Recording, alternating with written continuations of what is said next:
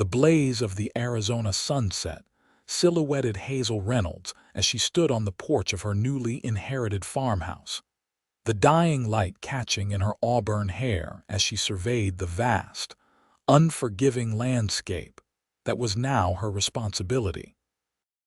It was 1876, and at 22 years old, she found herself alone in the heart of the western frontier, miles from the Boston society where she had spent her entire life. Hazel pulled her shawl tighter around her shoulders as the evening chill settled in, her mind racing with doubts about her decision to take over her late uncle's property.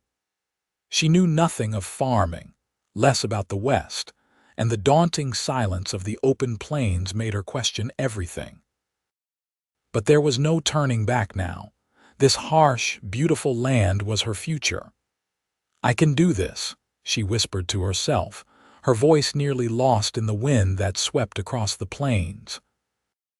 She straightened her spine and turned to go inside, determined to face whatever challenges awaited her with the same resolve that had carried her across the country. The farmhouse was modest but sturdy, with 2 bedrooms, a small parlor, and a kitchen equipped with a cast-iron stove that looked ancient but functional. Hazel had spent the day cleaning, attempting to erase the years of dust and neglect that had accumulated since her uncle's passing. Her fingers were raw, and her back ached from the unaccustomed labor, but there was satisfaction in seeing the wooden floors begin to shine, and the windows clear enough to let in the fading light. She lit the oil lamps and moved to the stove, grateful that the delivery man from town had shown her how to light it properly. The warmth would be welcome as the desert night grew cold. Her stomach rumbled, reminding her that she had eaten little since morning. A simple meal was in order before she collapsed into bed. As she worked, Hazel's thoughts wandered to the neighboring ranch she had passed on her journey to the farm. The foreman at the general store mentioned it belonged to a man named Hunter Xavier, a successful cattle rancher with a reputation for fairness but fierce independence. She would likely meet him soon enough in this sparse countryside. Neighbors, even distant ones, relied on each other. The next morning dawned clear and bright, the kind of crystalline light that made the world look newly minted. Hazel rose early, determined to begin learning the rhythms of farm life. She dressed in one of the simpler gowns she had brought from Boston, already realizing that her fashionable wardrobe was ill-suited to the practical demands of her new life. After a breakfast of coffee and biscuits, she ventured outside to explore the property in daylight. The farm stretched for several acres, with fields lying fallow and a small barn that housed a workhorse, a cow, and a few chickens. All of them looked at her with suspicious eyes when she entered, clearly unaccustomed to a woman's presence. "Well," Hazel said, gathering her courage to approach the massive draft horse, "we shall have to become friends, you and I. I suspect I will need your help more than you will need mine." The horse snorted in response, and Hazel managed a nervous laugh. This was so far removed from her life in Boston, where she had taught music to young ladies and lived with her aunt following her parents' deaths. But the letter announcing her uncle's passing and the surprising inheritance of his farm had offered an escape from the stifling path laid out for her marriage to a banker twice her age who saw her only as a suitable ornament for his home. After tending to the animals as best she could with her limited knowledge, Hazel returned to the house to plan her day. There were supplies to be purchased in town, and she needed to learn more about what crops might be suitable for the land. The stagecoach wouldn't come through for another 3 days, so she would need to harness the wagon herself. She was examining the harness with bewilderment when the sound of approaching hoofbeats made her turn. A rider appeared at the edge of her property, tall and imposing against the backdrop of the mountains. As he drew closer, Hazel could see he was a man in his early 30s, with broad shoulders and a face weathered by sun and wind. He wore a leather vest over a simple shirt, dusty trousers, and a wide-brimmed hat that shadowed his eyes. The stranger reined his horse to a respectful distance from where she stood. "Morning, madam," he called, his voice deep and resonant. "Hunter Xavier. I own the Double X Ranch to the north. Heard we had a new neighbor." Hazel straightened her spine, conscious of her disheveled appearance after her morning chores. "Hazel Reynolds," she replied, attempting to sound more confident than she felt. "I've inherited my uncle's farm." "It's a pleasure to meet you, Mr. Xavier." Hunter Xavier dismounted with the fluid grace of a man who had spent his life on horseback. Up close, she could see his eyes were a startling blue against his tanned skin, and a day's worth of stubble darkened his jaw. "Benjamin Reynolds was your uncle?" he asked, removing his hat in a gesture of respect. "He was a good man, kept to himself mostly but fair in his dealings." "Yes, he was my father's brother," Hazel explained, brushing a strand of hair from her face. "I'm afraid I never had the chance to know him well. He left Boston before I was born." Hunter nodded, his gaze sweeping over the farm with a practiced eye. "No disrespect, Miss Reynolds, but running a farm out here isn't easy, especially alone. It's hard country." Hazel felt her chin lift with pride. "I'm aware of the challenges, Mr. Xavier, but I'm determined to make this work. I didn't travel 2,000 miles to surrender at the first sign of difficulty." A hint of a smile touched the cowboy's mouth. "I can see you've got spirit," he acknowledged. "That'll serve you well. Still, if you need help with anything, my ranch is just over that ridge. We look after our own in these parts." "Thank you," Hazel said, softening slightly. "I appreciate the offer. In fact, I was just preparing to go into town for supplies, but I'm finding the wagon harness rather complicated." Hunter's smile widened, revealing a dimple in his right cheek. "Well, that's something I can help with right now, if you'd allow me." Hazel hesitated only briefly before nodding.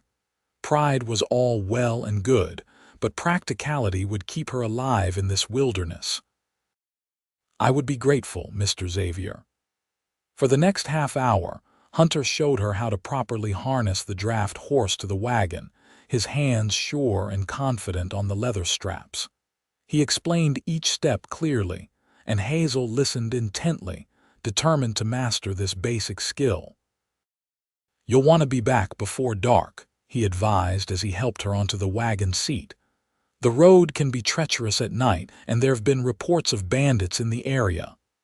"Bandits?" Hazel echoed, her eyes widening. "Nothing to fret over if you're sensible," Hunter assured her. "Just keep to daylight travel and you'll be fine. Town's about an hour's ride that way." He pointed west. "Ask for Mrs. Peterson at the general store. She'll help you get what you need." Hazel thanked him, gathered the reins as he had shown her, and set off toward town, aware of his gaze following her until she rounded the bend in the road. She found herself surprisingly affected by the encounter. Hunter Xavier was not what she had expected in a frontier rancher. There was an intelligence in his eyes that spoke of more than just cattle and horses. The town of Sagebrush Springs was little more than a wide spot in the road with a handful of buildings clustered around a dusty main street. Hazel drew curious glances as she guided her wagon to the hitching post outside the general store. Women were a rarity in the West, and a woman alone even more so. Inside the store, she found Mrs. Peterson to be a brisk, practical woman in her 50s, who asked few questions but offered sound advice on what supplies a woman living alone might need. By the time Hazel had finished her shopping, the wagon was laden with flour, sugar, coffee, ammunition for the rifle she had found in her uncle's bedroom, tools, seeds for a kitchen garden, and a few yards of sturdy cotton fabric. "You're Benjamin's niece, then, Mrs. Peterson remarked as she wrapped Hazel's purchases. "He spoke of you once or twice, said you had a fine singing voice." Hazel blinked in surprise. "He knew I sang. He kept track of family news even if he didn't stay in touch," the older woman replied. "Proud man, your uncle. Too proud sometimes for his own good." The comment stirred Hazel's curiosity, but Mrs. Peterson offered nothing more, turning instead to the practical matter of when Hazel might return to town. "Sunday services are at 10, she said. "Most folks come in for that, even those who aren't particularly religious. Good way to meet your neighbors." Hazel promised to consider it and thanked the woman for her help. As she stepped back onto the boardwalk, she nearly collided with a tall, elegantly dressed man whose cold eyes assessed her with open interest. "Well now," he drawled, blocking her path, "you must be the Reynolds girl. Word travels fast in small towns." He removed his hat with a flourish, revealing slicked-back dark hair. "Jasper Thornton, at your service. I own the bank here in Sagebrush Springs." Something about his smile made Hazel uneasy. "Miss Reynolds," she corrected politely but firmly. "If you'll excuse me, Mr. Thornton, I need to start back to my farm before the day gets any later." Thornton stepped aside with exaggerated courtesy. "Of course, Miss Reynolds, but I do hope you'll allow me to call on you sometime. I make it my business to know all the property owners in the area." "That's very civic-minded of you," Hazel replied, unable to keep a note of sarcasm from her voice. "Good day, Mr. Thornton." As she climbed onto her wagon, she noticed Hunter Xavier watching from across the street, his expression unreadable. He nodded once in her direction before turning away to enter the saloon. Hazel found herself oddly disappointed that he hadn't come over to speak with her again. The journey back to the farm took longer than expected as dark clouds gathered on the horizon, bringing with them a sudden, violent storm that drenched Hazel to the skin, despite her best efforts to hurry the horse. By the time she reached the farm, rain was falling in sheets, and thunder rolled across the plains with deafening force. She managed to unhitch the horse and lead it into the barn, then struggled to carry her purchases into the house through the downpour. Once inside, she changed into dry clothes and lit the stove to warm the suddenly chilly house. As she hung her wet dress by the stove to dry, she reflected on the events of the day.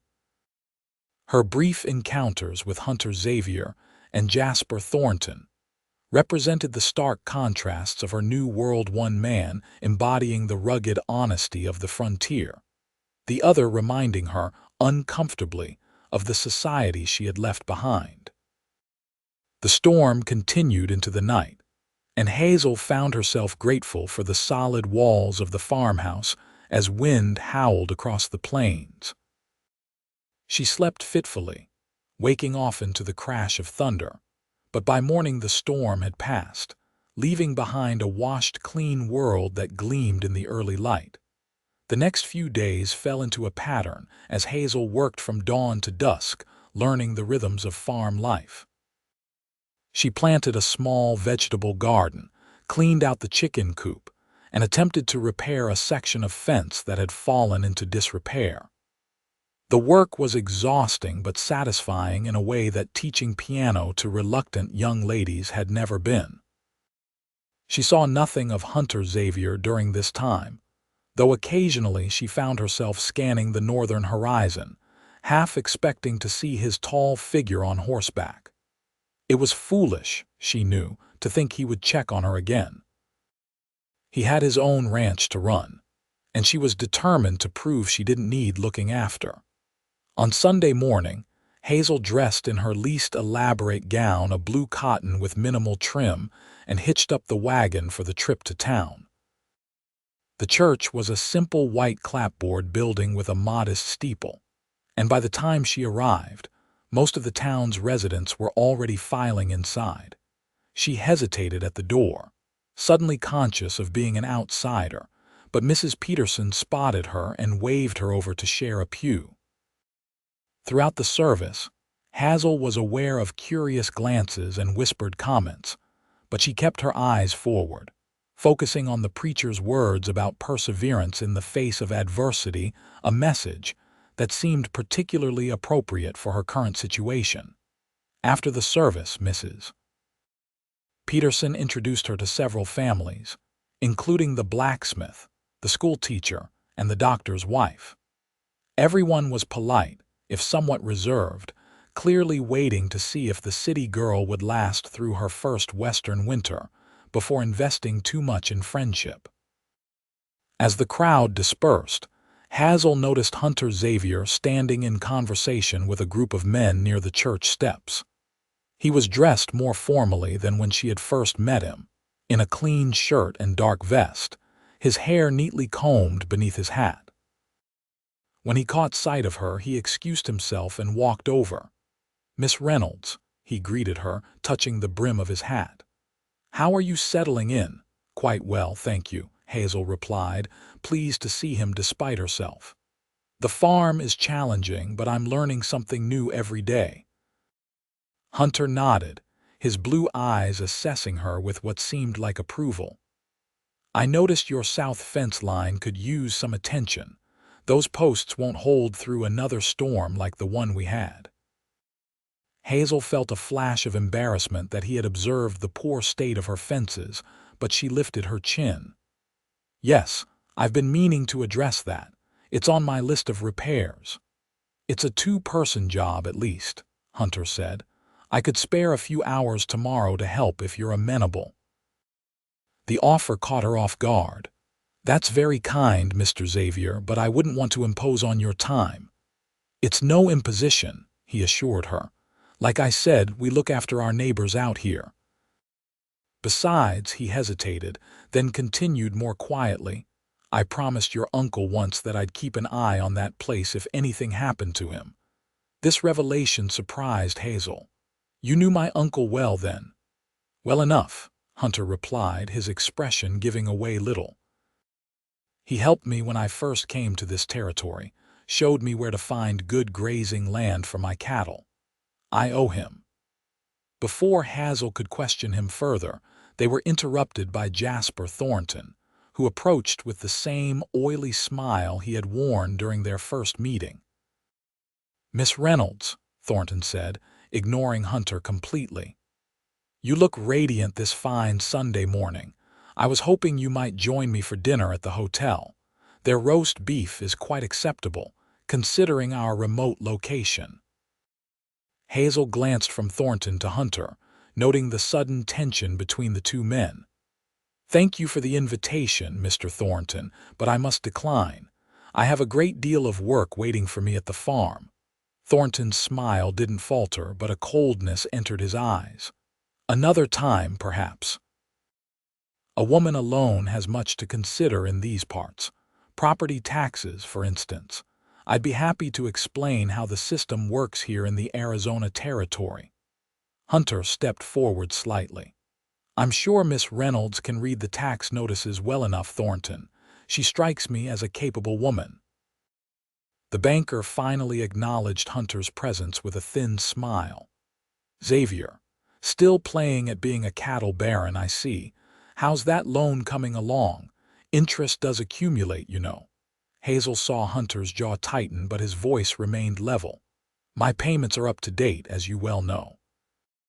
"For now," Thornton said with a shrug. "Well, I won't keep you two any longer. Good day, Miss Reynolds. My offer stands whenever you wish to take advantage of it."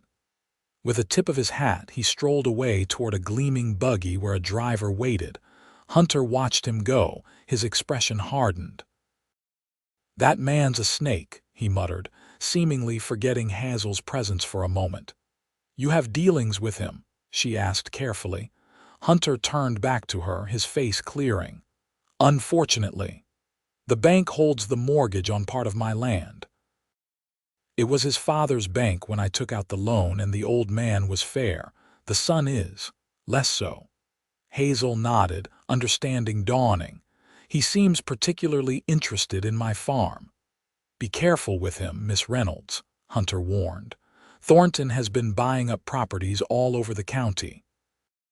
He's not particular about how he acquires them."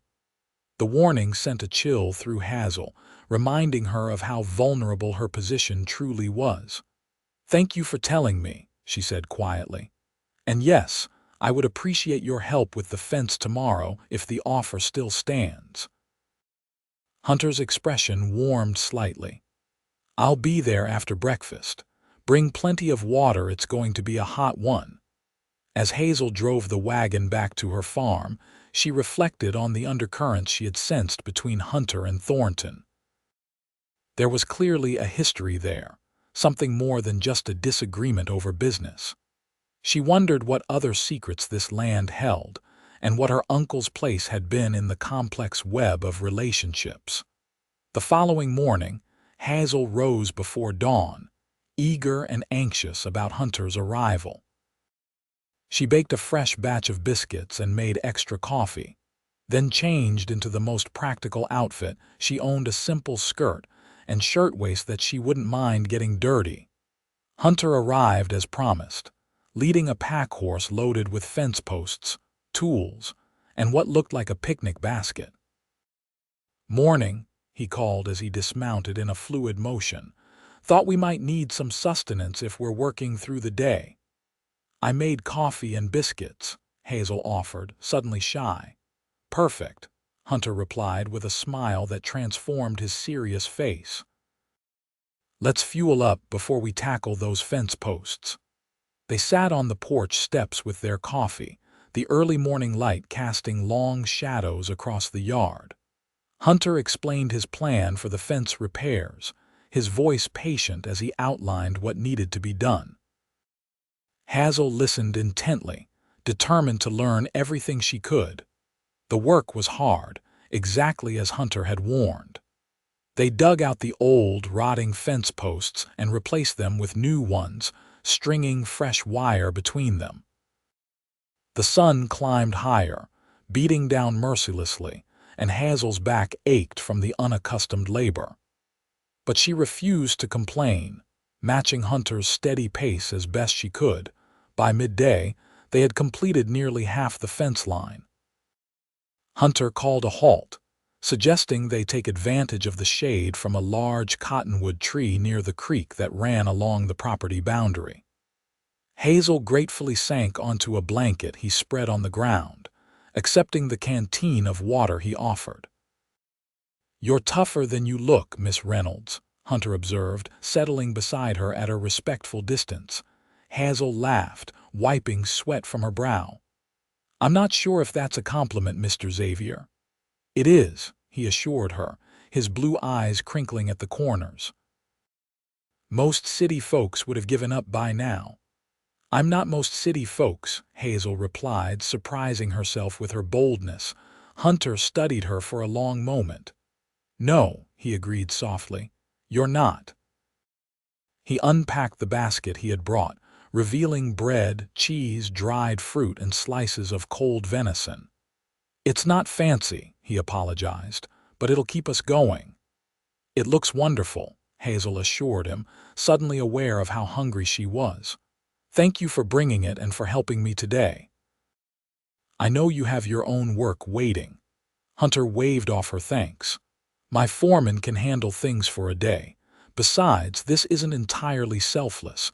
If your cattle get out because of bad fences, they'll end up on my land, and then we'd both have a problem." "I don't have cattle," Hazel pointed out. "Not yet," Hunter replied with a hint of a smile. "But if you're planning to make this farm profitable, you might want to consider a small herd. This land is better suited for grazing than crops." The suggestion startled her. "I hadn't thought that far ahead," she admitted. "I've been focused on just making it through each day." Hunter nodded, understanding in his eyes. "That's how it starts, one day at a time, but eventually you'll need to decide what this place is going to be." As they ate, Hunter told her more about the area where to find the best water sources, which neighbors were trustworthy, what wildlife to watch out for. Hazel found herself relaxing in his company, the initial wariness between them fading as they worked side by side. "How did you end up here?" she asked as they finished their meal. "You don't strike me as someone who was born to the frontier." Hunter was silent for a moment, his gaze on the distant mountains. "I came west after the war," he finally said. "Served with the Union cavalry. Afterward, I couldn't settle back into city life in Philadelphia. Too many ghosts." He paused, then added, "Needed open spaces where I could breathe again." Hazel nodded, understanding more than he might have expected. "I came here to breathe too," she said softly. "After my aunt died, there was nothing left for me in Boston except a marriage I didn't want." Hunter's eyes met hers, and for a moment, Hazel felt as though he could see straight through to her soul. "Freedom's worth fighting for," he said simply. They returned to work after the meal, and by late afternoon, the fence line was complete, sturdy posts firmly in the ground, wire strung tight between them. Hazel surveyed their work with satisfaction, pride warming her chest at what they had accomplished. "It looks good," Hunter said, coming to stand beside her. "Should hold through whatever weather comes our way." "Thank you," Hazel said, meaning it deeply. "I couldn't have done this alone." Hunter glanced at her, something unreadable in his expression. "You're doing better than most would, Miss Reynolds. Your uncle would be proud." As he packed up his tools, Hazel impulsively asked, "Would you stay for supper? It's the least I can offer after all your help." Hunter hesitated, and for a moment Hazel thought he would decline. "That would be nice," he finally said. "Thank you." They walked back to the house together, the setting sun casting golden light across the land. Inside, Hazel set about preparing a simple meal of beans, cornbread, and the last of her smoked ham, while Hunter took care of the horses. There was an easy domesticity to the arrangement that should have felt strange, but somehow didn't.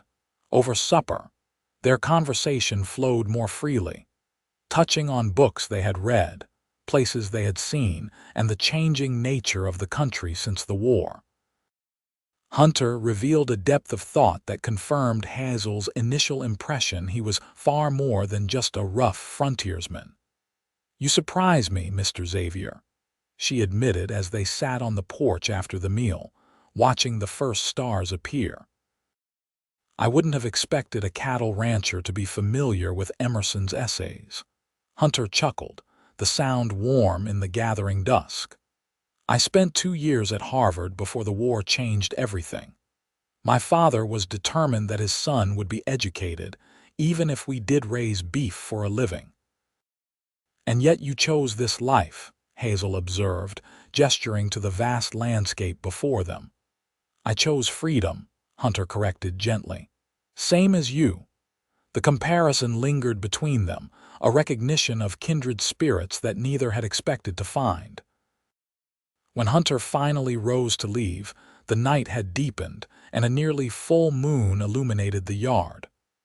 "I should get back," he said, a reluctance in his voice that matched what Hazel was feeling. "Thank you for supper." "Thank you for everything today," she replied, walking with him to where his horse waited. "Will I see you at church next Sunday?" Hunter smiled, the moonlight casting his features in silver. "I expect so. And if you need anything before then, don't hesitate to send word. My ranch is just over that ridge, an hour's ride at most." Hazel nodded, strangely unwilling to say goodbye. "Good night, Mr. Xavier." "Hunter," he said softly. "My friends call me Hunter." "Hunter," she echoed, warmth spreading through her chest. "Good night." She stood watching as he rode away, his figure gradually dissolving into the darkness, and realized with a start that, for the first time since arriving in Arizona territory, she felt truly at home. The weeks that followed settled into a rhythm, with Hazel gradually gaining confidence in her ability to manage the farm. She planted vegetables, learned to milk the cow without getting kicked, and even managed to repair a leak in the roof after a brief but violent thunderstorm. Each small success bolstered her determination to make this place her own. Hunter became a regular visitor, stopping by every few days to check on her progress or lend a hand with heavier tasks. Sometimes he brought small gifts, a book he thought she might enjoy, honey from a neighbor's hives, or wildflower seeds to plant around the house. Their friendship deepened with each encounter, conversation flowing easily between them as they worked side by side. In town, Hazel began to form relationships with other residents.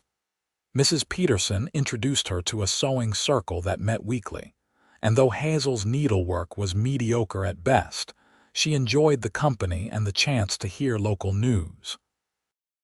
The school teacher, a spinster named Miss Abigail Clark, discovered Hazel's musical background and invited her to play the church organ on Sundays, a task Hazel accepted with pleasure.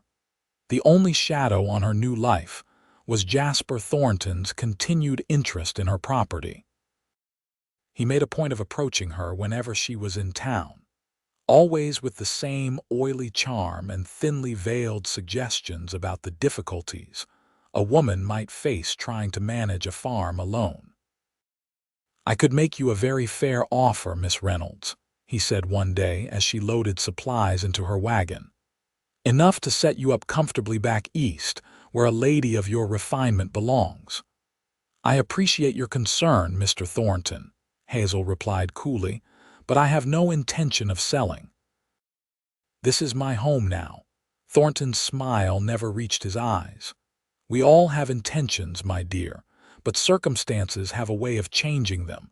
Think about it, winters are harsh here, and there are many ways a property can become burdensome." The implied threat wasn't lost on Hazel, but she refused to show fear. "Good day, Mr. Thornton," she said firmly, climbing onto the wagon seat and taking up the reins. As she drove away, she glimpsed Hunter watching from across the street, his expression troubled. Later that afternoon, he rode out to her farm, arriving just as she was finishing her chores. "I saw Thornton talking to you in town," he said without preamble as he dismounted. "He's becoming a problem," Hazel sighed, brushing hair from her face. "He wants my land, though I can't imagine why." "It's not particularly valuable from what I can tell." Hunter's jaw tightened. "It's not about the value of your specific property. Thornton's buying up land along the proposed railroad route. There are rumors that a spur line might come through this valley within the next few years." "Railroad?" Hazel echoed, surprised. "But we're miles from the main settlements." "That's changing fast," Hunter explained, leaning against the porch railing. "There's silver in the mountains to the north, and the mining companies want easier transportation. Your farm and my ranch both sit on land that could be valuable if the railroad comes through," understanding dawned. "So that's why he's been so persistent, and why he holds your mortgage." Hunter nodded grimly. "He's trying to control as much land as possible before the railroad plans are officially announced. The value will skyrocket then, and he stands to make a fortune." "What can we do?" Hazel asked, troubled by the implications. "For now, just hold firm," Hunter advised. "Don't sign anything he offers you, no matter how tempting, and keep your eyes open. Thornton isn't above using underhanded methods to get what he wants." The warning cast a pall over Hazel's evening, and after Hunter left, she found herself checking the locks on her doors and windows with extra care.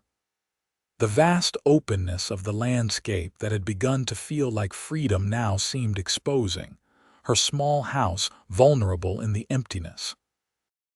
2 days later, Hazel woke to the smell of smoke.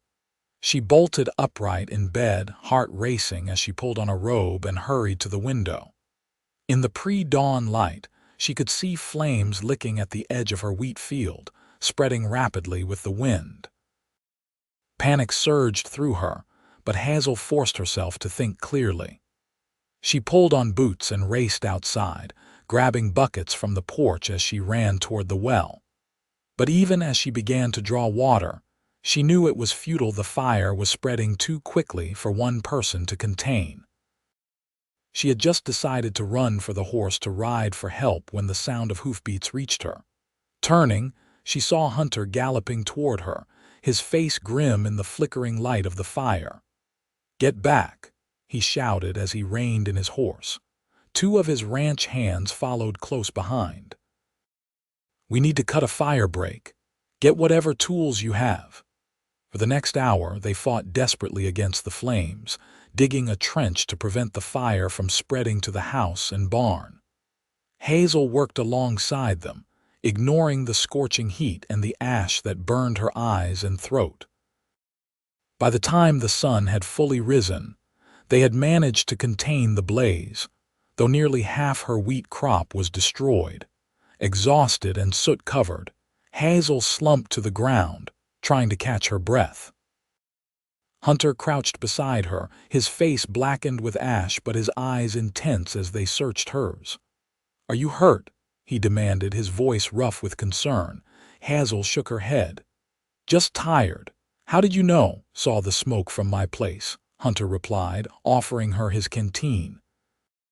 "Fire's something we all watch for out here." One of his ranch hands approached, hat in hand. "Boss, you should see this," he said, holding out something small and metallic. Hunter examined it, his expression hardening. "Where did you find it?" "Edge of the field where the fire started," the man replied. "Looks deliberate to me." Hunter handed the object to Hazel. It was a match case, silver and engraved with ornate initials. "J.T. Thornton," Hazel whispered, shock and anger warring within her. "You think he set the fire?" "I think he wanted to scare you," Hunter said grimly. "Make you think this place is too dangerous for a woman alone, but burning out a neighbor, that's crossing a line even for him." Hazel stared at the charred remains of her field, a cold determination replacing her initial fear. "If he thinks this will make me sell, he's gravely mistaken," she said, rising to her feet. "This just makes me more resolved to stay." Hunter studied her face, something like admiration kindling in his eyes. "You're a remarkable woman, Hazel Reynolds." It was the first time he had used her given name, and despite everything, Hazel felt a warm flutter in her chest at the sound of it on his lips. "I'm just stubborn," she replied with a tired smile. "My aunt always said it would be my downfall." "Out here, stubborn keeps you alive," Hunter said, the corner of his mouth lifting. "Come on, let's get you cleaned up. My men will make sure the fire's completely out." Inside the house, Hazel became suddenly aware of her disheveled appearance, hair wild, face smudged with soot, robe thrown hastily over her nightgown. "I should change," she said, embarrassment heating her cheeks. "There's coffee on the stove if you'd like some. It might still be warm." Hunter nodded, tactfully turning his attention to the coffee pot while she retreated to her bedroom. Hazel quickly washed her face and hands, then changed into a simple dress, her fingers fumbling with the buttons in her haste. When she returned to the kitchen, Hunter was pouring coffee into 2 cups, looking equally disheveled but somehow managing to maintain his dignity despite the soot stains. "Thank you," she said as he handed her a cup, the words encompassing far more than just the coffee. "If you hadn't come when you did." "But I did," Hunter interrupted gently, "and we stopped it before any real damage was done." "Half my crop is gone," Hazel pointed out, sinking into a chair at the kitchen table. Hunter sat across from her, his large frame making the simple wooden chair look small. "Wheat isn't your best bet on this land anyway," he said pragmatically. "Like I said before, it's better suited for grazing. Maybe this is a chance to reconsider." Hazel sipped her coffee, considering his words. "I don't know the first thing about raising cattle," she admitted.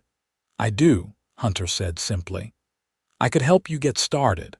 A small herd at first, something manageable." The offer hung between them, weighted with implications neither was ready to voice. Hazel studied him over the rim of her cup, taking in the strong lines of his face, the sincerity in his blue eyes, and the quiet competence that seemed to radiate from him. "Why are you doing this?" she asked softly. "Helping me, I mean. Is it just because you promised my uncle?" Hunter's gaze dropped to his coffee, a slight furrow appearing between his brows. "It started that way," he acknowledged. "But now—" He looked up, meeting her eyes directly. "Now it's because I care what happens to you, Hazel, more than I probably should." The admission sent a rush of warmth through her that had nothing to do with the coffee.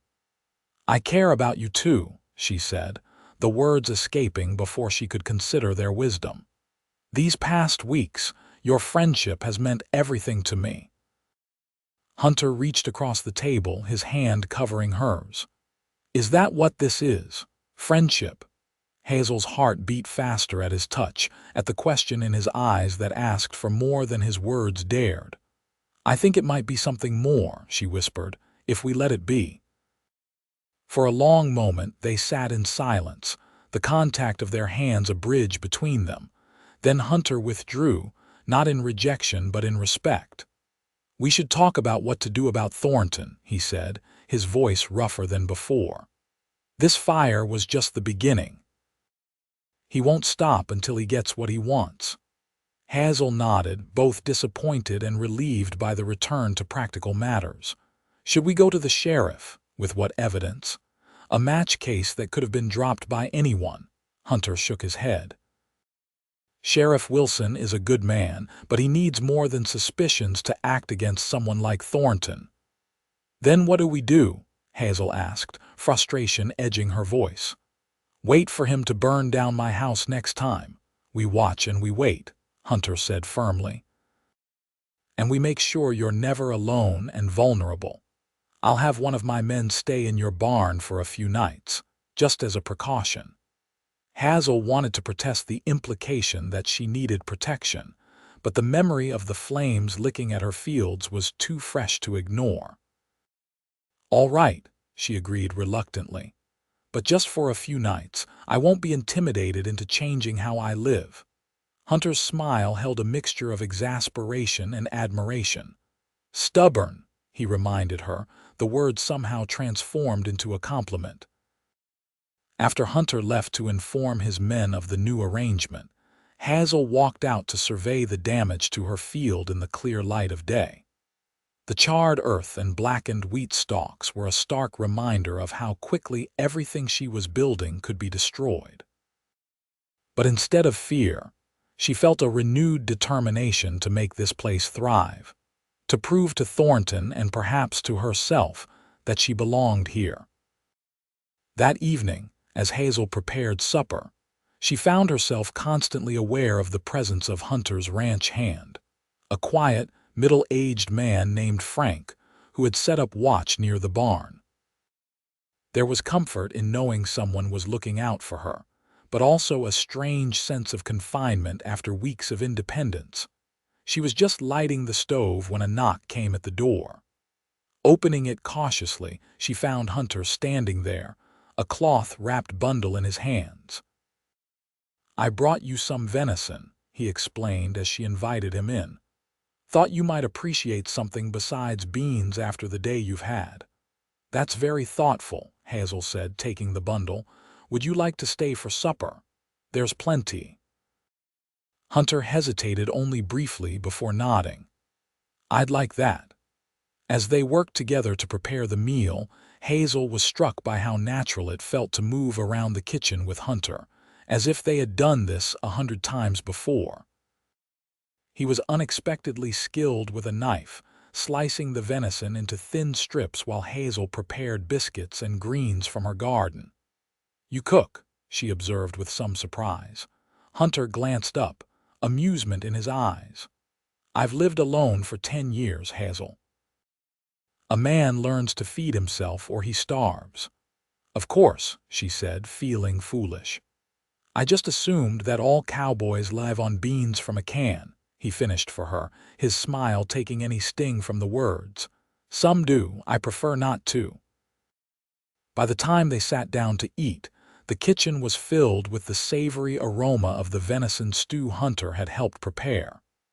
They ate in companionable silence for a while, both hungry after the day's exertions.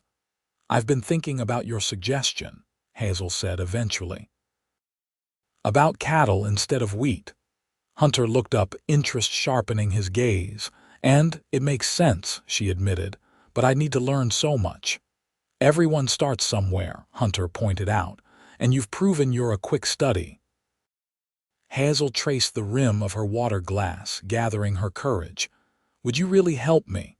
I couldn't pay you, not at first." "I'm not looking for payment," Hunter said quietly. "Like I told you before, I care what happens to you. If raising cattle gives you a better chance at making this place work, then I want to help." The sincerity in his voice made Hazel's throat tighten with emotion. "Thank you," she managed. "I'm beginning to think I couldn't do this without you." Hunter reached across the table, his hand covering hers once more. "You could," he said firmly, "but you don't have to." The moment stretched between them, charged with possibilities neither was ready to name. Then the sound of a horse approaching broke the spell, and Hunter was on his feet in an instant, moving to the window. "It's the sheriff," he said, the tension in his shoulders easing slightly. "Wonder what brings him out here at this hour." Sheriff Wilson was a weathered man in his 50s with a drooping mustache and eyes that missed little. He nodded a greeting to Hunter as Hazel opened the door, his gaze taking in their dinner table with a flicker of interest. "Evening, Miss Reynolds, Xavier," he said, removing his hat. "Sorry to interrupt your meal. I heard about the fire today and thought I should come check on things." "That's very considerate, Sheriff," Hazel replied, inviting him in. "We managed to contain it before it reached the house or barn, thankfully." The sheriff accepted a cup of coffee but declined the offer of food. "Any idea how it started?" he asked, his tone carefully neutral. Hunter and Hazel exchanged a glance. "It seemed to start at the edge of the field," Hazel said cautiously, "near the road." The sheriff murmured, sipping his coffee. "Accidents happen, of course. Traveler might have dropped a cigar or match. But coming so soon after your arrival, Miss Reynolds, and with certain parties interested in this property, well, it makes a man wonder." "Certain parties like Jasper Thornton," Hunter suggested bluntly. Sheriff Wilson's expression revealed nothing. "I didn't say that." "You didn't have to," Hunter replied. "Everyone knows Thornton's been buying up land along the rumored railroad route." The sheriff sighed, setting down his coffee cup. "Rumors are just that, Xavier. No official announcement has been made about any railroad coming through this valley." "But you've heard the same rumors we have," Hazel pressed. Sheriff Wilson studied her face for a moment before nodding slightly. "I hear things," he acknowledged. "Doesn't make them true. But if I were you, Miss Reynolds, I'd be careful about signing any papers or making any deals until things become clearer." "I have no intention of selling," Hazel assured him. "Good to hear," the sheriff said, rising to his feet. "Now about this fire. I don't have any evidence of wrongdoing, but I'll keep my eyes open. In the meantime, it's smart of you to have someone staying on the property." He nodded toward the barn, where Frank was visible in the doorway. "Safety in numbers out here." After the sheriff departed, Hazel and Hunter returned to the table, both pensive. "He knows more than he's saying," Hunter observed, pushing his plate aside. "About the railroad or about Thornton?" Hazel asked. "Both likely," Hunter replied. "Wilson's been sheriff here for 15 years. Not much happens that he doesn't know about." "But he can't or won't act without proof," Hazel sighed. Hunter reached for her hand again, his touch becoming a familiar comfort. "We'll be careful," he promised, "and we'll find a way to deal with Thornton." As the days passed, life settled into a new routine. Frank remained at the farm, sleeping in the barn but taking his meals with Hazel. Hunter visited daily, often bringing supplies or tools, and together they began planning how to convert part of the farm for cattle grazing. The work was a welcome distraction from the lingering threat of Thornton, and Hazel found herself looking forward to Hunter's visits with an eagerness that went beyond practical considerations. There was something in the way he looked at her, a warmth that made her heart quicken and her cheeks flush, that suggested their friendship was evolving into something deeper.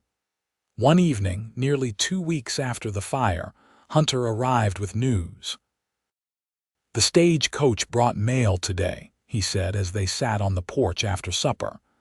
"There's word that railroad surveyors are officially coming to assess the valley next month." Hazel's hand stilled in her lap. "So the rumors are true." "Seems so," Hunter confirmed.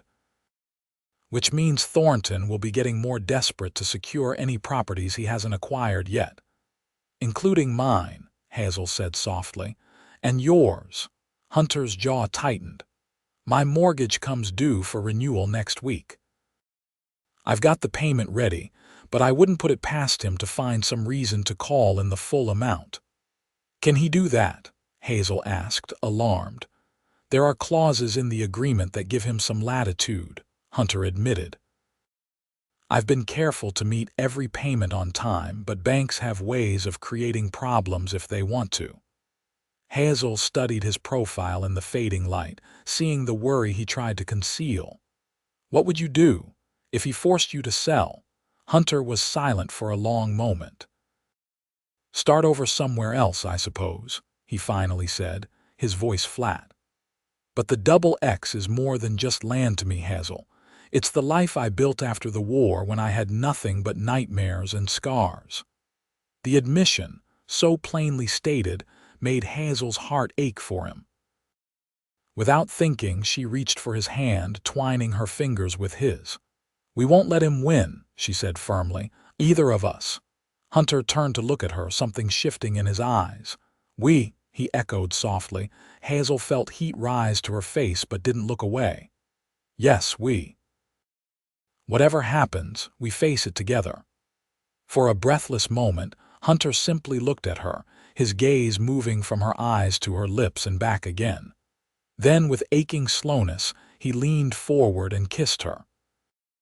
It was a gentle kiss, tentative at first, but when Hazel responded, her hand moving to his shoulder, it deepened into something more urgent. When they finally broke apart, both were breathing unevenly, and Hunter rested his forehead against hers. "I've wanted to do that since the day you stood in your yard telling me you didn't need my help with the wagon harness," he confessed, a smile in his voice. Hazel laughed softly, her heart too full for words. She kissed him again instead, marveling at how right it felt to be in his arms, how completely at home. Later, as Hunter prepared to leave, he held her close on the porch steps, reluctant to end the evening.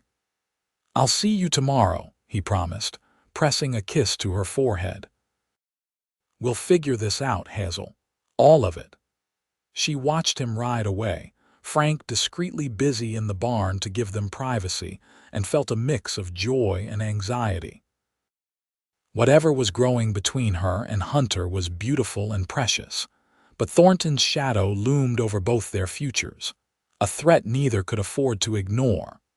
The next morning, Hazel was up early, determined to finish her chores quickly so she could ride into town. She needed to send a letter to her former employer in Boston, who had connections with several banks. Perhaps there was a way to refinance Hunter's mortgage before Thornton could cause problems. She had just finished feeding the chickens when she heard the sound of a horse and buggy approaching. Shading her eyes against the morning sun, she recognized Jasper Thornton's sleek black buggy with a sinking feeling. Frank emerged from the barn, his hand resting casually near the revolver on his hip, a silent message that she wasn't alone. "Miss Reynolds," Thornton called as he drew the buggy to a halt.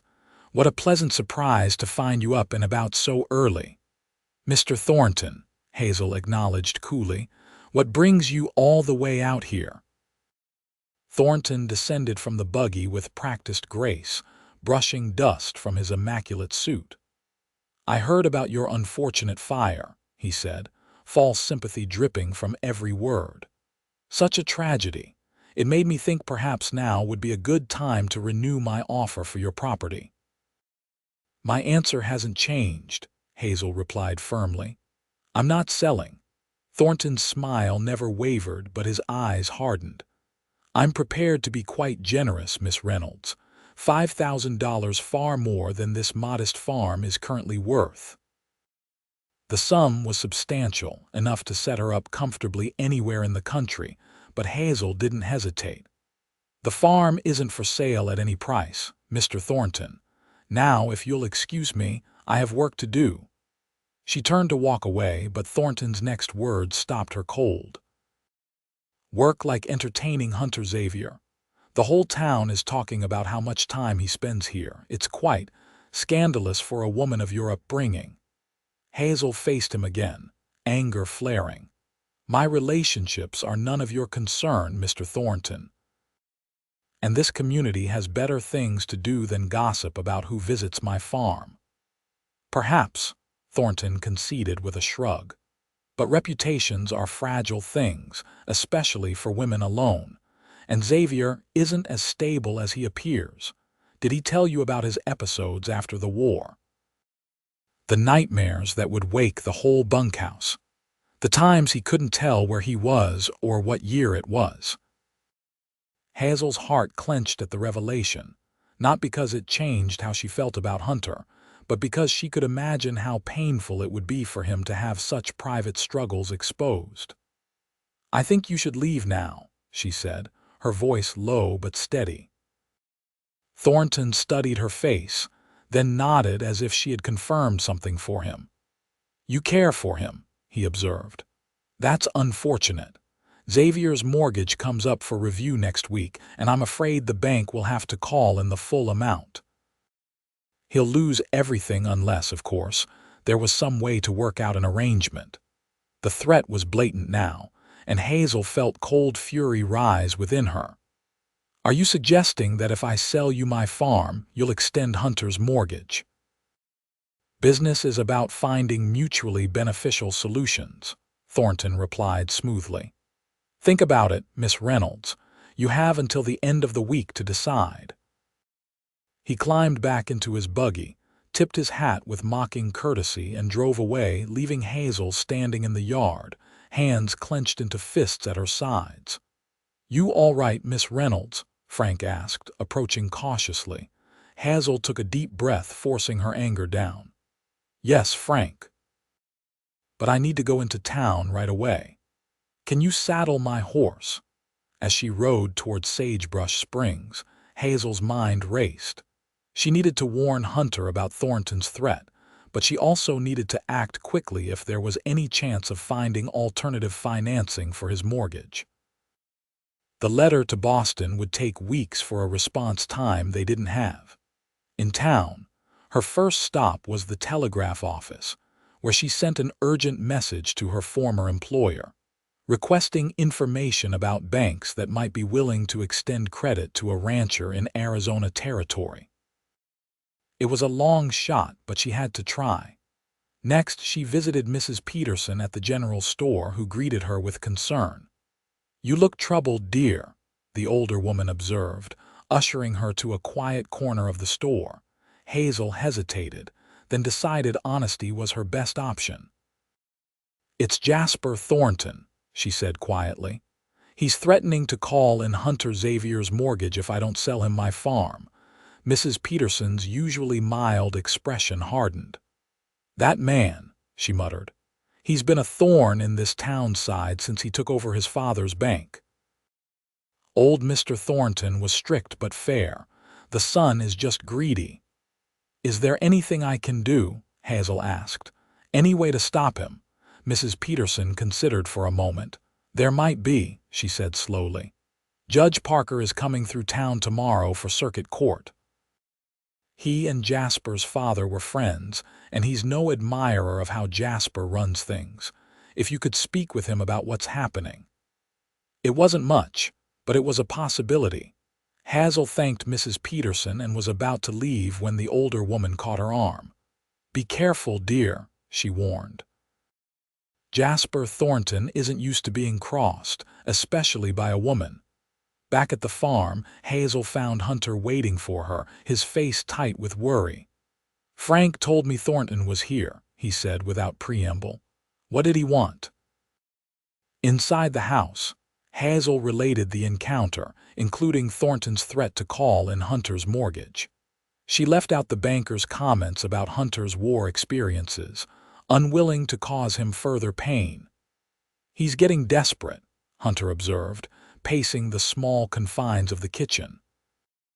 "The railroad surveyors will be here soon, and once they announce the route officially, land prices will soar. He needs to secure as much property as possible before then." "I sent a telegram to Boston," Hazel told him, "and Mrs. Peterson suggested I speak with Judge Parker when he arrives tomorrow." "Maybe he can intervene with the bank somehow." Hunter shook his head. "Banking laws give Thornton a lot of leeway, and even if the judge wanted to help, there are limits to what he can do." He stopped pacing, his expression resolute. "I won't let you sacrifice your farm for me, Hazel." "That's not even a consideration." "But your ranch," she began, "is important to me," Hunter acknowledged, coming to take her hands in his. "But not as important as you are. If I lose the double X, I'll rebuild somewhere else. What I can't lose is you." The declaration hung in the air between them, profound in its simplicity. Hazel felt tears prick her eyes. "I can't lose you either," she whispered. "These past weeks, getting to know you, it's changed everything for me." Hunter pulled her gently into his arms, his embrace solid and reassuring. "Then we'll face whatever comes together," he promised. "Thornton can take our land, but he can't take this." That night, Hunter stayed later than usual, reluctant to leave Hazel alone despite Frank's presence in the barn. They sat before the fire in the small parlor, discussing possible strategies for dealing with Thornton, but also sharing stories from their lives before Arizona territory, learning each other in ways that deepened their connection. It was nearly midnight when Hunter finally rose to leave, drawing Hazel up with him. "I should go," he said, though his eyes said otherwise. "It's late and you need rest." "I know," Hazel agreed, equally reluctant. At the door, their goodnight kiss lingered, full of promises neither was ready to voice but both felt deeply. After Hunter left, Hazel prepared for bed, her mind too full for sleep. She stoked the stove to ward off the night chill, then sat at her small writing desk to compose letters to several acquaintances in Boston who might be able to help with Hunter's mortgage situation.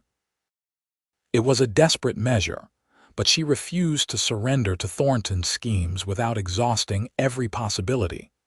Absorbed in her writing, Hazel didn't notice at first when the temperature in the room began to rise.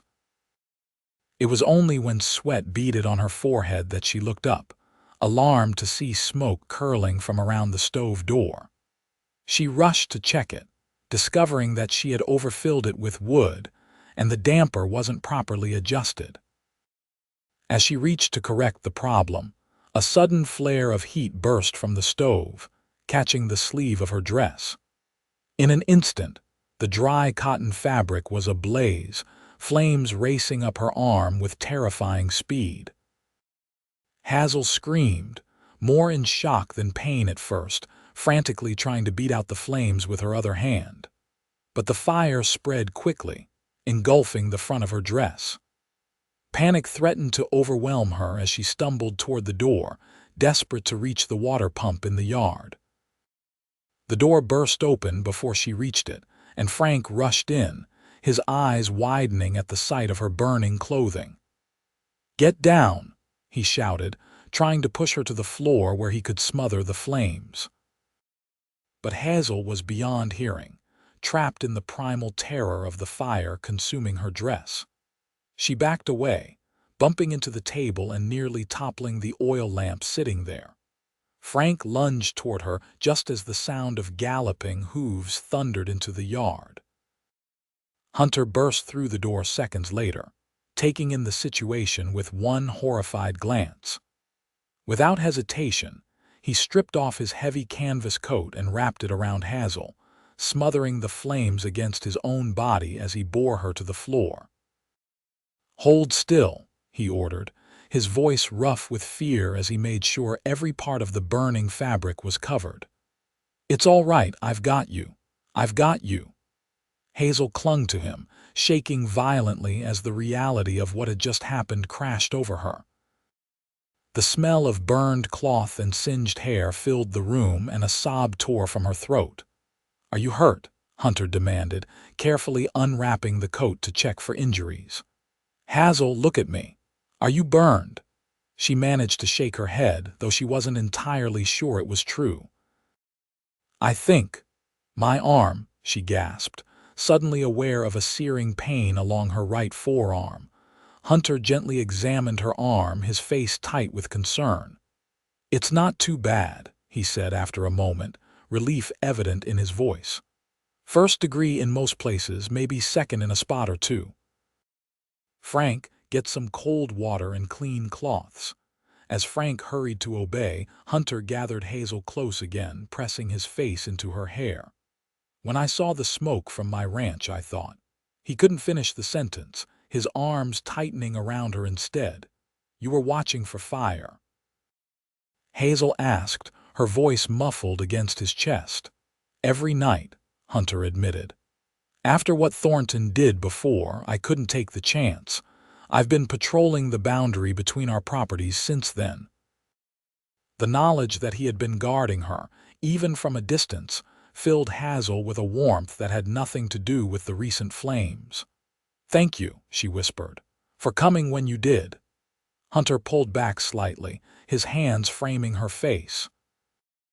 "I will always come when you need me," he promised, the words simple but profound.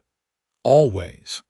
Frank returned with water and bandages, and together the men helped Hazel to a chair, where Hunter carefully tended to her burned arm. The pain was significant but manageable, and Hazel was clear-headed enough to recognize how fortunate she had been. "The stove," she explained, wincing as Hunter applied a cold compress to her arm. "I overfilled it, and the damper was wrong. When I tried to fix it, my sleeve caught fire." Hunter nodded, his expression grim. "These old stoves can be dangerous if they get too hot. Thank God Frank was here and I was close enough to see the smoke." Once her arm was bandaged, and she had changed into a clean nightgown, with Frank tactfully waiting outside. Hunter insisted on checking the stove himself, making sure it was properly adjusted and safe before allowing Hazel to consider sleep. "You should stay in town tomorrow," he suggested as he helped her to a chair by the now properly functioning stove. "Have the doctor look at that arm. Burns can be tricky." "I still need to see Judge Parker," Hazel reminded him. "About Thornton and your mortgage." Hunter's jaw tightened. "Your health comes first," he said firmly. "The mortgage can wait." "It can't," Hazel argued. "Thornton gave me until the end of the week to decide about selling the farm. We need to find a solution before then." Hunter knelt beside her chair, taking her uninjured hand in his. "Hazel, listen to me. I meant what I said before. I won't let you sacrifice your farm for me. If Thornton calls in my mortgage, I'll find a way to deal with it." "And I meant what I said," Hazel replied stubbornly. "We face this together. Your problems are my problems now." Hunter studied her face, a complex mixture of emotions crossing his features. "Why?" he asked softly. "Why would you risk everything for me?" Hazel met his gaze steadily, the answer as clear to her as the stars in the Arizona sky. "Because I love you," she said simply. "I didn't come west looking for love, but I found it anyway. In you." For a moment, Hunter seemed unable to speak, his blue eyes bright with emotion. Then he leaned forward and kissed her, gentle but fervent, a confirmation of everything words couldn't fully express. "I love you too," he murmured against her lips. "More than I thought possible, and that's why I can't let you risk your future for mine." "It's not a risk if we're building that future together," Hazel countered. "Hunter, what if we combined our properties? If we were married, Thornton couldn't play us against each other." The proposal, unconventional as it was, hung in the air between them. Hunter looked stunned, then thoughtful. "That's not how I imagined asking you to be my wife," he said finally, a hint of rueful humor in his voice. "Is that what I just did?" Hazel asked, a smile tugging at her lips despite the pain in her arm. "Proposed to you," Hunter chuckled, the sound warming the room more effectively than any stove. "I believe you did, Miss Reynolds. And while I appreciate your practical approach to solving our Thornton problem, I think I'd like to do this properly." He shifted to one knee, still holding her hand, his expression becoming serious again. "Hazel Reynolds, I've known since the day you stood in your yard telling me you didn't need help with the wagon harness that you were someone special.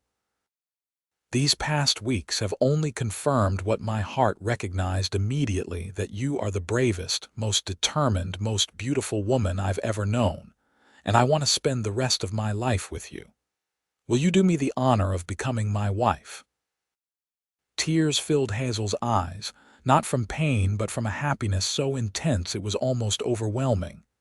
"Yes," she whispered. "Yes, I will." Hunter rose and gathered her carefully into his arms, mindful of her injury, and kissed her with a tenderness that made her heart swell. When they finally parted, both were smiling despite the circumstances that had led to this moment. "We should still see Judge Parker tomorrow," Hunter said, practical once more. "He can perform the ceremony, and if we're lucky, he might have some advice about dealing with Thornton legally." Hazel nodded, exhaustion finally beginning to claim her now that the immediate crisis had passed and a new future had been secured. "Will you stay?" she asked softly. "Just to sleep, I mean. After everything tonight, I don't want to be alone." Hunter hesitated only briefly before nodding. "I'll sleep in the parlor," he agreed. "Frank's still outside, and there's no impropriety in me staying to make sure you're all right after an accident." After settling Hazel comfortably in her bed, Hunter returned to the parlor, stretching his tall frame on the too-short sofa. Despite the discomfort, he fell asleep with a sense of peace he hadn't experienced in years, secure in the knowledge that he and Hazel would face whatever came next together. Morning brought a flurry of activity as they prepared for the trip to town. Hazel's arm was painful but not debilitating, and her determination to resolve the situation with Thornton overrode any discomfort. Hunter insisted on her riding in his buggy rather than on horseback, concerned about her jarring her injured arm.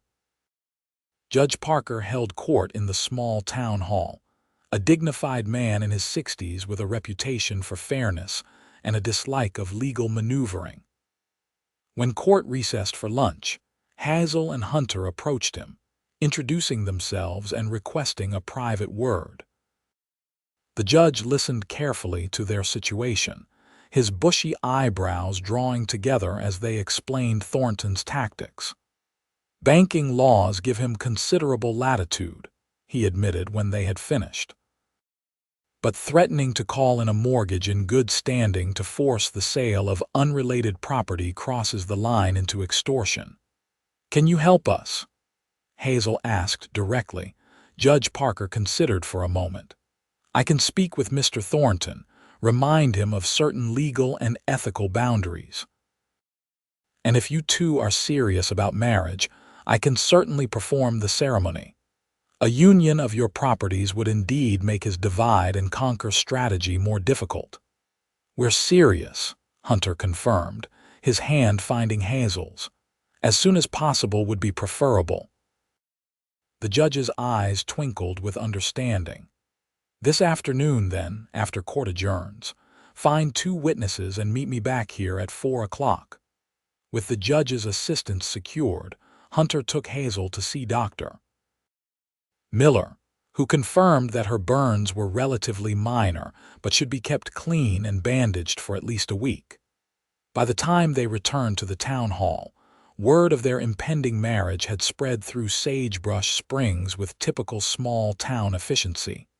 Mrs. Peterson arrived with flowers for Hazel's hair and insisted on standing as one witness. Sheriff Wilson, a hint of satisfaction in his usually impassive features, volunteered as the second. Even Frank, who had followed them to town, appeared in a freshly brushed coat, determined to see the proceedings. The ceremony was brief but meaningful, Judge Parker's resonant voice lending gravity to the traditional vows. When Hunter slipped a simple gold band onto Hazel's finger, hastily purchased from the jeweler that afternoon, and promised to love and cherish her for all his days, there wasn't a dry eye in the small gathering. By the authority vested in me by the territory of Arizona, I now pronounce you husband and wife, the judge declared. What God has joined together, let no man put asunder. Hunter kissed his bride with a tenderness that made the onlookers sigh with approval, his hands gentle on her face as if she were the most precious thing in the world, which, to him, she was. They had just signed the marriage certificate when the door to the town hall opened, and Jasper Thornton strode in, his face darkening as he took in the scene before him. "What's the meaning of this?" he demanded, his gaze shifting between Hunter and Hazel. Judge Parker straightened to his full, impressive height. "This, Mr. Thornton, is a legal marriage between 2 consenting adults. I've just had the pleasure of uniting Mr. and Mrs. Xavier in matrimony." Thornton's face flushed with anger. "This is a transparent attempt to circumvent legitimate business arrangements," he sputtered. "The bank will not. The bank," Judge Parker interrupted smoothly, "will conduct its affairs according to law and ethical practice, or it will find itself under federal scrutiny. I've taken the liberty of contacting the Territorial Banking Commissioner regarding certain concerning patterns in recent property acquisitions in this county." The color drained from Thornton's face as quickly as it had appeared. "You have no jurisdiction over banking matters, Your Honor," he said, but with less conviction. "Perhaps not directly," the judge agreed, "but I have a long memory and many friends in territorial government. Your father was a respected banker who understood that prosperity comes from building communities, not exploiting them. I suggest you reconsider your current course." For a tense moment, it seemed Thornton might argue further, but the combined presence of the judge, the sheriff, and the small crowd of townspeople who had gathered to witness the wedding appeared to give him pause. With a curt nod and a final glare at Hunter and Hazel, he turned and left the hall. "That won't be the end of it," Hunter murmured to Hazel. "He's not a man who accepts defeat easily." "No," Hazel agreed, "but we're stronger together than apart, and we have friends here more than I realized." Indeed, the small wedding party had expanded as word spread through town, and soon the newlyweds found themselves being escorted to the hotel dining room for an impromptu celebration. Mrs. Peterson had somehow arranged for a wedding supper, and even the usually taciturn hotel owner produced a bottle of champagne for the occasion. As they sat surrounded by their neighbors and new friends, Hazel felt a sense of belonging she had never experienced in Boston. This community, initially so foreign and intimidating, had welcomed her as one of their own. And Hunter, the man who had come to her aid that first day with the wagon harness, was now her husband, his steady presence beside her a promise of partnership she had never dared hope for. Later, as they drove back to what was now their farm, the first of 2 homes they would share, Hunter reached for Hazel's hand. "I want you to know," he said quietly, "that even though this marriage happened quickly and partly due to Thornton's threats, my feelings for you are real." I meant every word of those vows. Hazel squeezed his hand, her heart full. "So did I," she assured him. "We may have accelerated the timing, but this is what I want. You are who I want." At the farm, Hunter carried her across the threshold despite her protests that her legs worked perfectly well, then insisted on checking her bandages and making sure she was comfortable before allowing himself to relax. "You don't have to take care of me," Hazel told him as he built up the fire in the stove properly adjusted this time. "I'm not helpless." "I know that better than anyone," Hunter replied with a smile. "But taking care of each other is what marriage is about, isn't it? And after nearly losing you to that fire last night, I think I'm entitled to a little hovering." Hazel couldn't argue with that logic, nor did she want to. There was something deeply comforting about having someone who cared so completely for her well-being, especially when that someone was the strong, capable man she had come to love. Their first night as husband and wife was necessarily restrained due to Hazel's injury. But there was a sweet intimacy in simply holding each other, in the quiet conversations that lasted deep into the night as they planned their future together. They would combine their properties, Hunter explained, running cattle on both the Double X and Hazel's farm, which she had decided to call Phoenix Rise, a reference to both the mythical bird and her own rising from the ashes of her Boston life. "And children?" Hazel asked softly, her head on Hunter's chest as they lay together in the darkness. "Do you want them?" Hunter's arms tightened around her. "More than anything," he admitted. "A house full of them with your spirit and determination." "And your eyes," Hazel added, smiling against his skin. "And your kindness." The image of children with Hunter's blue eyes and her auburn hair filled her with a longing so intense it was almost painful. Despite the unconventional beginning of their marriage, she had no doubts about the rightness of their union or the future they would build together. The next morning they awoke to the sound of approaching horses, multiple riders by the sound of it. Hunter was instantly alert, reaching for the rifle he had propped near the bed. "Stay here," he told Hazel, pulling on his trousers and shirt. "It's probably nothing, but after everything with Thornton, I'm not taking chances." Hazel ignored the instruction, throwing on her robe and following him to the window. Outside, a group of 5 riders approached from the direction of the Double X ranch, led by Hunter's foreman, a steady man named Davis whom Hazel had met several times. "It's your men," she said, relief evident in her voice. Hunter relaxed slightly but still moved to the door with caution. "Davis," he called as the riders reached the yard. "What brings you here so early?" The foreman dismounted, his expression grim. "Trouble at the ranch, boss. Thornton showed up last night with a couple of hired guns, claiming the bank was foreclosing due to non-payment. We told him you'd made all the payments on time, but he had papers." Hunter's face hardened. "He can't do this.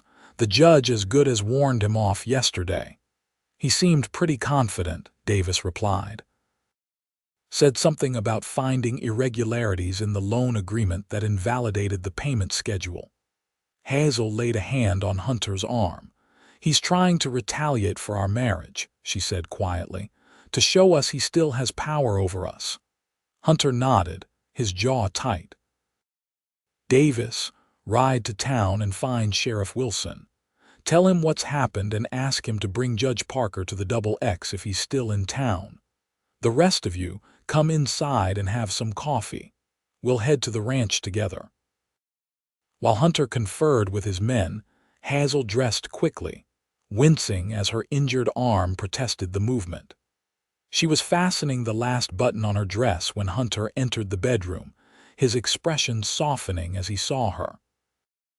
"You should stay here," he said, though he already knew it was futile. "Your arm is fine," Hazel interrupted firmly. I'm your wife now, Hunter. Your ranch is my ranch. I'm coming with you.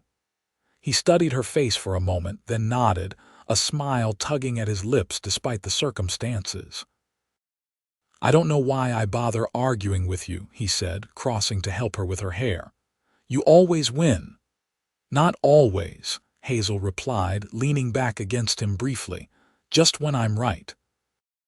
The ride to the Double X took less than an hour, Hunter keeping the pace moderate out of concern for Hazel's injury. As they approached the ranch house, they could see Thornton's buggy parked outside, along with two unfamiliar horses. Stay close to me, Hunter murmured as they dismounted. Those will be his hired guns. They're probably for show, but let's not take chances. Thornton emerged from the ranch house as they approached, a satisfied smile on his face. Mr. and Mrs. Xavier, he greeted them with mock courtesy. How kind of you to join us. I was just explaining to your men that the bank has foreclosed on this property due to material breaches of the loan agreement. What breaches? Hunter demanded, stepping forward. I've met every payment on time, and the terms aren't up for review for another 6 months. Ah, but there's a clause regarding proper maintenance of the property, Thornton replied smoothly.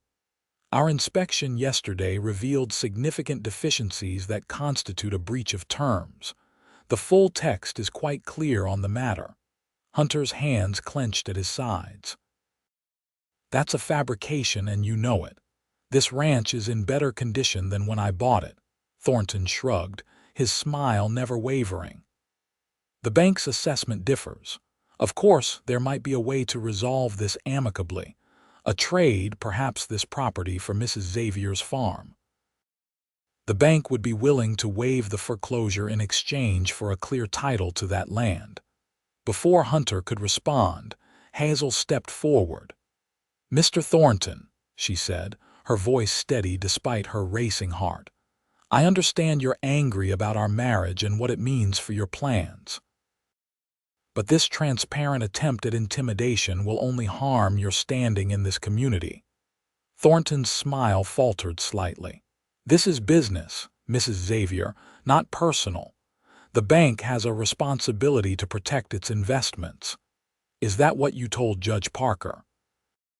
Sheriff Wilson's voice came from behind them as he rode into the yard, followed by the judge himself. Because he seems to have a different view of a bank's responsibilities. Judge Parker dismounted with the dignity of his office, his stern gaze fixed on Thornton. Mr. Thornton, I thought we had an understanding after our conversation yesterday. It appears I was mistaken. Your Honor, Thornton began, his confidence visibly wavering. This is a private matter between the bank and its client. The loan agreement clearly states. I've taken the liberty of reviewing that agreement, the judge interrupted, producing a document from inside his coat. Sheriff Wilson obtained it from your clerk this morning, most cooperative young man, especially when faced with the possibility of being charged as an accessory to fraud. Thornton paled. Fraud? That's absurd. The clause regarding property maintenance is perfectly legitimate. Perhaps, Judge Parker conceded, but the alteration of payment records is not. Your clerk was quite distressed to learn that changing dates on financial documents is a federal offense. He was most eager to explain how you instructed him to backdate Mr. Xavier's last payment to make it appear late. The revelation sent a ripple of murmurs through the gathered ranch hands. Thornton's hired guns exchanged uncomfortable glances, clearly reconsidering their employment. That's ridiculous, Thornton sputtered. The clerk is lying to save himself. The federal banking examiner can determine that, the judge replied calmly. I've sent for him by telegraph. He should arrive by the end of the week. He turned to Hunter and Hazel. In the meantime, I'm issuing a stay on any foreclosure proceedings against this property, pending a full investigation. Thornton's face had gone from pale to florid with rage. You can't do this, he hissed. You're overstepping your authority. On the contrary, Judge Parker replied. Protecting citizens from fraudulent business practices is precisely within my authority. Sheriff, I believe you have something to say to Mr. Thornton. Sheriff Wilson stepped forward, his hand resting on his holstered revolver. Jasper Thornton, I'm placing you under arrest on suspicion of attempted fraud, extortion, and he glanced at Hunter. I believe there's the matter of a deliberately set fire on the Reynolds property 2 weeks ago. That's absurd, Thornton exclaimed.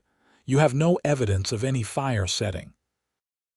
Actually, the sheriff replied, we found a witness who saw your buggy near Miss Reynolds' pardon, Mrs. Xavier's property the night of the fire. And there's the matter of your distinctive silver match case found at the scene. As the sheriff handcuffed a protesting Thornton and led him to his horse, the banker's hired guns quietly mounted their own horses and rode off, wanting no part of their employer's legal troubles. Judge Parker turned to Hunter and Hazel. This isn't over yet, he warned them. Thornton has friends in the territorial capital who may try to intervene on his behalf. But for now, your property is secure, and you can focus on building your life together without his interference. Hunter extended his hand to the judge. Thank you, Your Honor. We owe you more than we can say. Just be good neighbors and build something worthwhile here, the judge replied, shaking Hunter's hand firmly. That's all the thanks I need. After the judge and sheriff had departed with their prisoner, Hunter and Hazel stood in the yard of the Double X, the reality of what had just happened settling over them. So, Hazel said, slipping her hand into her husband's, this is your ranch. Our ranch, I suppose I should say now. Hunter smiled, drawing her closer. One of two, he reminded her. We'll have to divide our time between them until we decide which one to make our primary home. Hazel looked around at the sturdy ranch house, the well-maintained corrals, and the beautiful views of the mountains. This place suits you, she observed. I can see why you fought so hard for it. It was my fresh start after the war, Hunter acknowledged. But home isn't just a place, Hazel. It's where we're together. Whether that's here or at Phoenix Rise or somewhere else entirely doesn't matter to me anymore. The sentiment warmed Hazel's heart. Show me around, she suggested.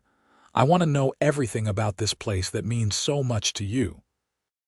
For the next hour, Hunter guided her through the ranch house and outbuildings, introducing her to the hands who hadn't accompanied them from her farm, showing her the improvements he had made over the years. The pride in his voice as he explained his breeding program for the cattle and his plans for expanding the herd told Hazel more than words could about his passion for this land and this life. By the time they returned to the house for a meal prepared by the ranch cook, Hazel had a deeper understanding of the man she had married, his vision, his determination, and the quiet strength that had allowed him to build this place from nothing after the devastation of war. I have a confession to make, she said as they sat on the porch after eating, watching the sunset paint the mountains in gold and purple. When I first came west, I was running away from something, a life I didn't want, expectations I couldn't meet. I never expected to find something to run toward. Hunter took her hand, careful of her injured arm. And what are you running toward now? He asked softly. Hazel smiled, leaning against his shoulder. A future with you, she replied. A life we build together on our own terms, children someday. A home that spans 2 properties and whatever else we create. Hunter pressed a kiss to the top of her head, his arm circling her shoulders. That sounds like a fine thing to run toward, he agreed. And I'll be right beside you every step of the way. As darkness settled over the land, they sat together in comfortable silence, the trials of the past weeks giving way to the promise of what lay ahead. Thornton would face justice, the railroad would bring changes both challenging and beneficial, and there would be hard work and obstacles to overcome. But they would face it all together, their love forged in the adversity they had already survived. Hazel thought of the night her dress had caught fire, how Hunter had wrapped her in his coat until the flames died out. It seemed a fitting metaphor for what they had found in each other: protection, safety, and the warmth of belonging in a harsh and beautiful land that had become, unexpectedly but perfectly, home. 5 years later, Hazel sat on the porch of the expanded ranch house at the Double X, watching her 3-year-old son chase butterflies in the yard while his infant sister slept in her arms. The years had brought many changes. The railroad had indeed come through the valley, bringing new settlers and opportunities. Jasper Thornton had been convicted of fraud and removed from his position at the bank, which was now run by a competent young man from Boston, whom Hazel had recommended through her connections there. Phoenix Rise and the Double X had been officially combined into a single large ranch, with both properties playing vital roles in what had become one of the most successful cattle operations in the territory. They maintained the farmhouse at Phoenix Rise as a second home, often staying there during roundup season when the hands needed to use the main ranch house. The sound of approaching hoofbeats made Hazel smile, recognizing the rhythm of Hunter's horse. He appeared over the rise, tall and handsome in the saddle, his face breaking into a wide grin when he spotted her on the porch. "Papa!" their son shouted, abandoning his butterfly chase to run toward his father. Hunter dismounted in one fluid motion and scooped up the boy, tossing him high in the air before settling him on his shoulders. "Have you been looking after your mama and sister while I was gone?" he asked, making his way to the porch. "Yes, sir," the child replied solemnly. "No fires at all." Hazel laughed at the familiar assurance. Since hearing the story of how his parents had met a carefully edited version appropriate for young ears, their son had been vigilant about fire safety, solemnly checking the stove damper each evening. Hunter set the boy down and leaned over to kiss Hazel, then gently touched his daughter's wispy auburn hair. "How are my girls?" he asked, settling beside them on the porch swing. "Waiting for you," Hazel replied, leaning against his shoulder as he put his arm around her. "How was the cattle drive?" "Successful," Hunter reported. "Best prices we've had yet. Davis is handling the paperwork in town." He pulled an envelope from his pocket. "And I picked up a letter for you from Boston." Hazel took it eagerly, recognizing her friend Margaret's handwriting. Despite the distance, she had maintained connections with several friends from her previous life, though she had never once regretted her decision to come west. "Any news?" Hunter asked as she scanned the letter. "Margaret's getting married," Hazel reported with a smile. "To a professor at the university. She wants us to come east for the wedding in the spring." Hunter considered this. "A trip east might be nice," he mused. "The children are old enough to travel, and it would give you a chance to show them where you grew up." Hazel looked around at the ranch that had become more home to her than Boston had ever been. "We could," she agreed, "but only for a visit. Our life is here now." Hunter tightened his arm around her shoulders, understanding in his eyes. "Yes, it is," he said softly. "And I wouldn't have it any other way." As the sun set behind the mountains, painting the sky in shades of fire and gold, Hazel Xavier watched her son playing in the yard of the home she and Hunter had built together, their daughter sleeping peacefully in her arms. From the desperate night when her dress had caught fire from the stove and Hunter had wrapped her in his coat until the flames died out, to this moment of quiet contentment, they had forged a love as enduring as the land itself, a love that had transformed two solitary souls seeking freedom into a family rooted in the wild beauty of the Arizona territory. And in that transformation, They had both found what they had been seeking all along. Not just freedom, but belonging, purpose, and the courage to build something lasting in a world of constant change. As Hunter's hand found hers, their fingers intertwining in a gesture as familiar as their own heartbeats, Hazel knew with absolute certainty that she was exactly where she was meant to be.